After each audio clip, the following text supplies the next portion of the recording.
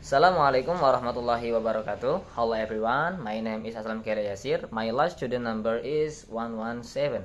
Today, I'm delighted to share my final extensive listening presentation on a fascinating TED video titled How the Drug Make You Hallucinate. The short animation runs for 6 minutes and 27 seconds, yet it opens a whole window onto the science of perception, mental health and decision-making topic that touch all of us whether we realize it or not.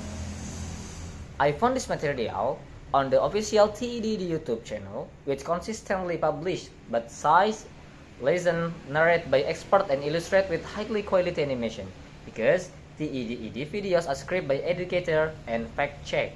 They offer reliable language input while remaining engaging. The direct link to this particular video is shown on the description, so you can watch it later if you'd like to explore the science behind hallucination yourself. Why I chose this video? I chose this video for three main reasons. The first, the topic of hallucination is both intriguing and socially relevant. It bridges neuroscience, psychology, and public health. The second, I want to challenge my listening skills with authentic academic English that include technical vocabulary such as serotonin receptor and sensory gating. Finally, I believe that understanding how hallucination arise can help us critically evaluate the risk of recreational drug use, which remains a pressing issue among young adults. Before pressing play, I predict the content simply from the title and the thumbnail, activating my background knowledge about the brain's chemistry. During the first viewing, I focused on getting the gist, resisting the temptation to stop for unfamiliar word.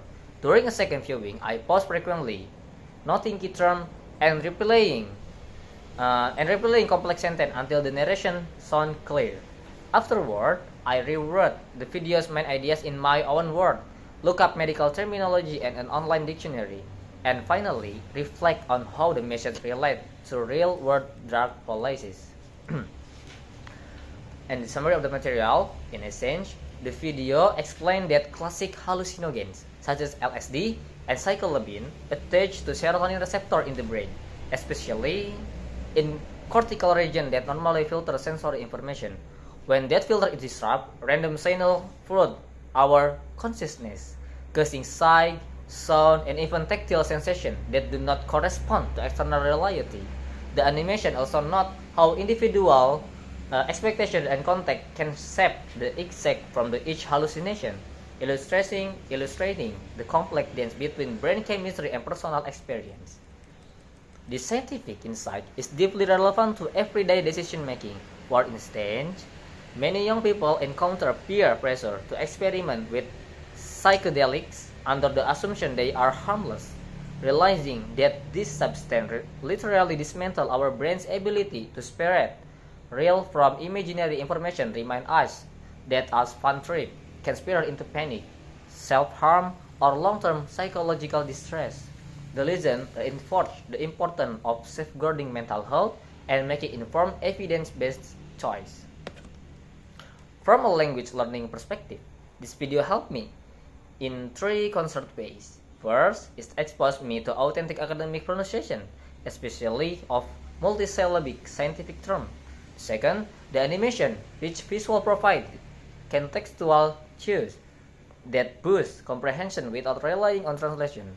Third, summarizing the content trained me to distill complex ideas into clear English, a skill I'll need for future research presentation.